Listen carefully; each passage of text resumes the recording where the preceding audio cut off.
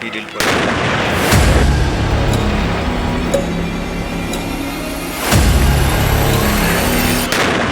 নারায়ণগঞ্জের রূপগঞ্জ উপজেলার তারাবো পৌরসভায় বরপা এলাকায় জঙ্গি আস্তানা সন্দেহে ঘিরে রাখা চারতলা ভবনে অভিযান চালিয়ে 3টি বোমা উদ্ধার করা হয়েছে।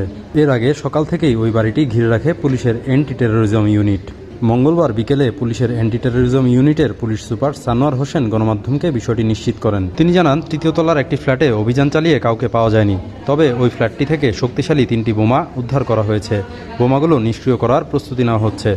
দুপুর 1:30টার দিকে জঙ্গি আস্তানা সন্দেহে ঘিরে রাখা চারতলা বাড়িটিতে অভিযান শুরু করে পুলিশের অ্যান্টি টেরোরিজম ইউনিট ও পুলিশের বিশেষায়িত ইউনিট সোয়াট।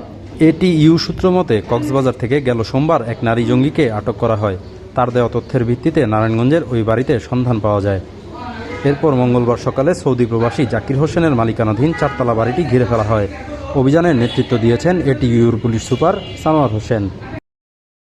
Desk report, TVN.